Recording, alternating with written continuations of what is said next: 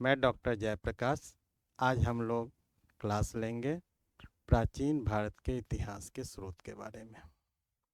प्राचीन भारत के इतिहास के स्रोत को जानने के लिए हम लोग प्राचीन भारत के बारे में जो सामग्री उपलब्ध है उसका अध्ययन करते हैं।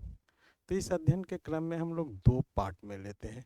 एक साहित्यिक स्रोत लेते हैं, जो कुछ लिखी हुई वस्तु हमें प्राप्त हुई है, लिखी हुई सामग्री हमें प्राप्त हुई है। दूसरा पुरातात्विक स्रोत लेते हैं। तो आज हम लोग जो क्लास लेंगे वह पुरातात्विक स्रोत के बारे में लेंगे। पुरातात्विक स्रोत में हम लोग क्या लेते हैं, जो हमें ज़मीन के अंदर से खुदाई से प्राप्त हो वही हम लोग उसका अध्ययन करेंगे। तो अब पुरातात्विक स्रोत में जो हम लोग लेंगे उसमें खुदाई के क्रम में हमें अभिलेख मिलता है, खुदाई के क्रम में हमें स्मारक मिलता है, खुदाई के क्रम में हमें मुद्राएं मिलती हैं, खुदाई के क्रम में हमें कलाकृतियाँ मिलती हैं और खुदाई के क्रम में हमें अन्य सामग्री भी प्राप्त होती है। तो इन सब का विस्तृत अध्ययन अब हम लोग करेंगे। तो पुरातात्विक स्रोत में पहला साधन, चूँकि हम लोग देख लिए कि इसमें हमें बहुत सारे शिल्प मिले हैं, धात्विक वस्तुएं मिली हैं, जो या तो सुरक्षित रखी गई हैं या हमें कहीं पर भूमि के उत्खनन से प्राप्त हुआ है। ये सब पुरातात्विक स्रोत के अंतर्गत आते हैं। तो अब जो पुरातात्विक स्रोत के अंतर्गत आते हैं उसे हम क्रमबद्ध आगे अध्ययन करेंगे। पहला अभिलेख आता है। अभिलेख का मतलब होता है कि जो हमें प्राचीन काल में कुछ खुदाई के क्रम में प्राप्त हुआ है, जिसका अध्ययन करके हम प्राचीन भारत के इतिहास को जानने की कोशिश करते हैं। तो अभिलेख प्राचीन भारत के इतिहास का पर्याप्त प्रमाणिक साधन है। इससे हमें उस काल के समकालीन जो लिपि है उसकी जानकारी मिलती है, उनकी भाषा शैली है उसकी जानकारी मिलती है, जो वस्तु मिलती है उसकी श्रेष्ठता कितनी है, उनमें कला क्या है, उनमें कौन से तकनीक का अध्ययन किया गया है, उनमें कितना विज्ञान छिपा है, इन सब की जानकारी हमें उस अभिलेख से प्राप्त होती है। अब आता है इसमें प्रस्तर अभिलेख भी है, कुछ दीवार पर लिखा हुआ या कुछ दीवार पर रंग से लिखे हुए या खुदे हुए अभिलेख भी हमें इस तरह की जानकारी देते हैं और उन सब का अध्ययन करके ही हम प्राचीन भारत का इतिहास लिखने की कोशिश करते हैं।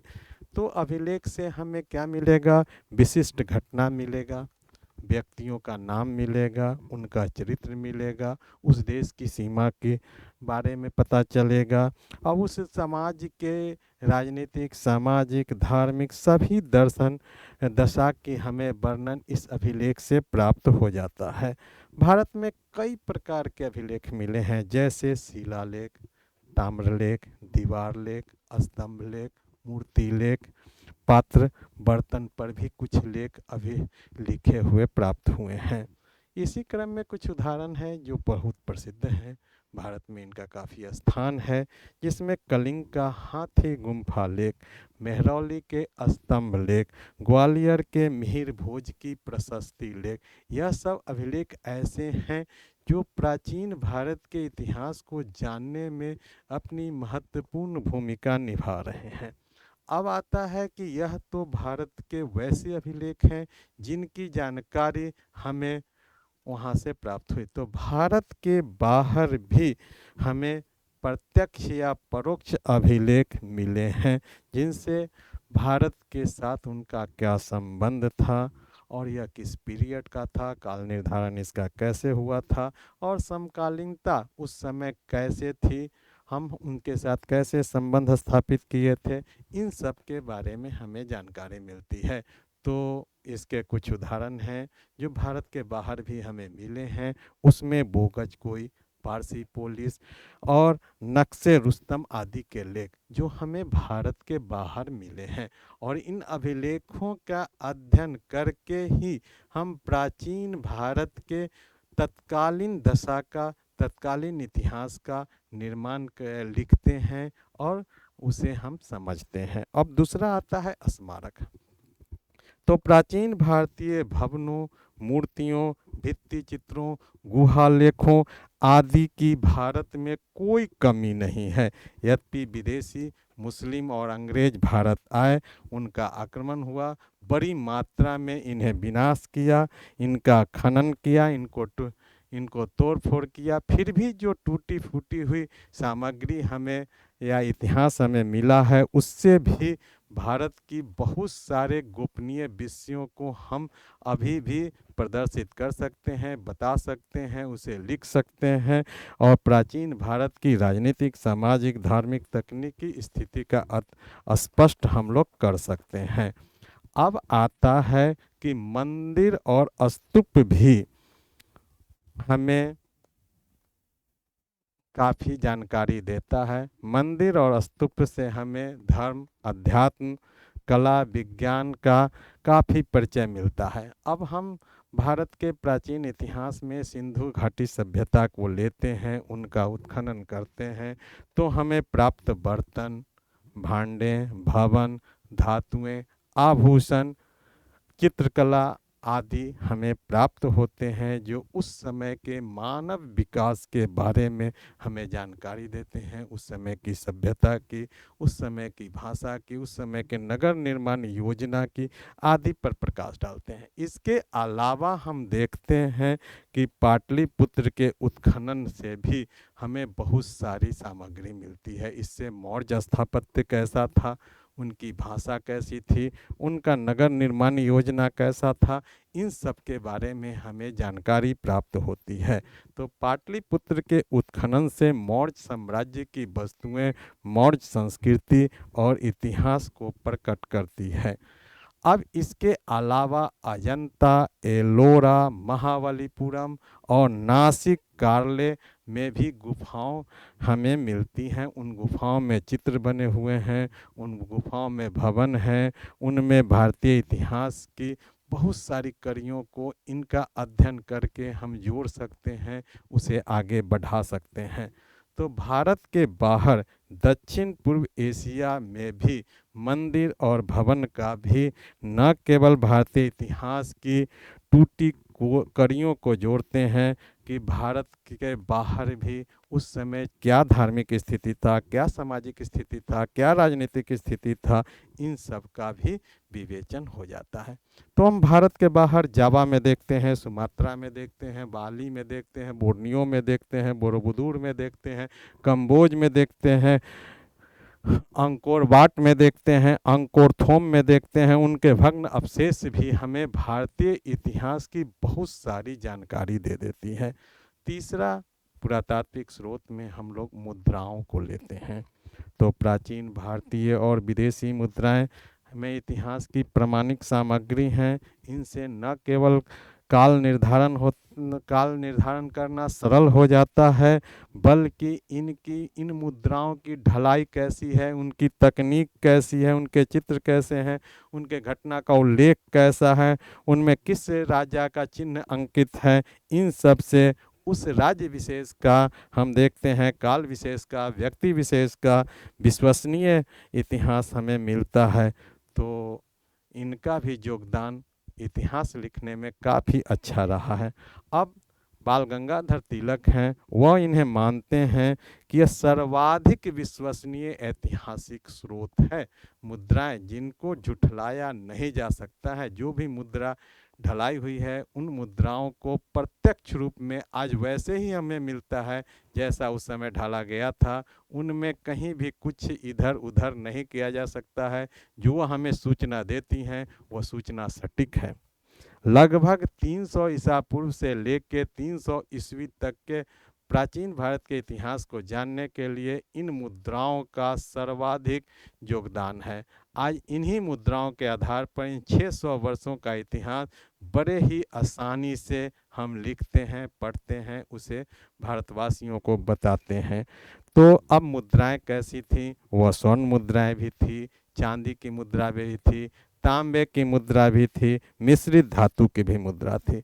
तो इन मुद्राओं से हम देखते हैं कि हमें उस काल की बहुत सारी जानकारियाँ मिलती हैं, जैसे उस काल की आर्थिक दशा कैसी थी, उस काल का तिथि क्रम कैसा था, उस काल की धार्मिक स्थिति कैसी थी, उस काल में कौन सा कला का प्रयोग होता था, उस काल का साम्राज्य का सीमा कैसा था, शासकों की रुचियाँ कैसी थी, उनसे कुछ नवीन तथ्य शासकों के द्वारा किए गए उनकी भी जानकारी मिलती है। और मुद्रा से हम देखते हैं कि विदेशी संबंध कैसे थे, यानी भारतीय मुद्रा विदेश में मिले, विदेशी मुद्रा भारत में मिले, इससे हमको लगता है कि वहाँ हमारी मुद्रा का विदेश में प्रचलन यानी व्यापारिक स्थिति काफ़ी अच्छी थी।